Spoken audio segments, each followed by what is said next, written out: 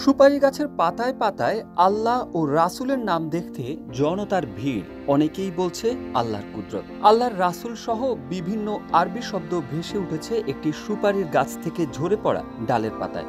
আর এই আরবি শব্দ দেখতে উৎসুক জনতার ভিড় জমেছে কুড়িগ্রামের ফুলবাড়িতে।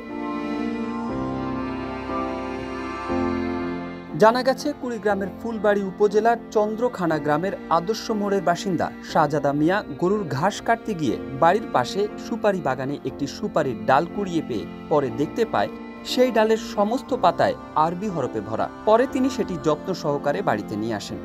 বাড়িতে এসে কয়েকজনকে আরবির বিষয়টি বললে এলাকায় আরবি শব্দ দেখার জন্য হিড়িক পড়ে যায়।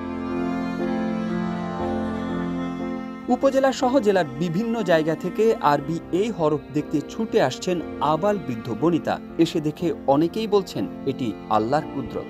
সুপারির ডালের পাতায় আরবি হরফ লেখা দেখতে আসা অনেকেই জানান এটি একটি আল্লাহর কুদরত। গরুর ঘাস কাটার জন্য বাগানে যায়, সুপারি বাগানে, ওখানে একটা ঢাল পায় সুপারি, ঢালটা নিয়ে এসে ওই ঢালের মধ্যে আরবি হরফ সহ আল্লাহ রসুলের নাম লেখা আছে। ওটা দেখার জন্য বিভিন্ন জায়গা থেকে লোক আসে, আর ওটা দেখে সবাই বলে এটা আল্লাহর কুদরতি। আমার বাসা পানিমাসকুটি। আমি আদর্শ স্কুলে পড়াশোনা করতে এসে আমার ফ্রেন্ডরা বলাবলি করতেছে এখানে নাকি গুইয়ের ঢোলে আরবি লেখা পাচ্ছে। আমি সেটা নিচু করে দেখতে আসি, আর এসে দেখি এটা সত্য আরবি লেখা পাচ্ছে। এটা মহান আল্লাহ তাআলার একটি কুদরতি। সুপারি গাছের ঝরে পড়া ডালটি পাওয়া শাহজাদা মিয়া জানান, গরুর ঘাস কাটতে গিয়ে আমি এই ডালটি পাই। যখন দেখি ডালের পাতায় আরবি শব্দ, তখন বাড়িতে নিয়ে আসি। সেই থেকে আমার বাড়িতে অনবরত লোকজন এই আরবি শব্দগুলো দেখতে আসছে। বাগানে যা দেখি একটা সুপারির ঢোল পড়ে গেছে, আমি ঢোলটা দেখি তো আরবি লেখা।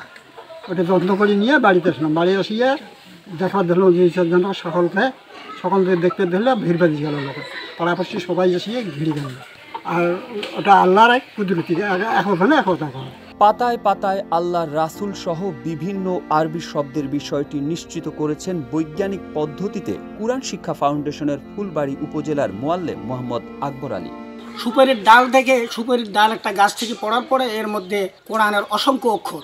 আমি দেখলাম আল্লাহ শব্দ এবং রসুল্লাহ শব্দটা স্পষ্ট, আর অনেক কোরআনের অক্ষরগুলো সেখানে আছে। হ্যাঁ, এটা দেখেই আমি বুঝতে পারলাম যে এটা আল্লাহর কুদরত ছাড়া আর কিছু হতে পারে না। সত্য, বস্তুনিষ্ঠ ও নিরপেক্ষ দৈনিক জনবাণী।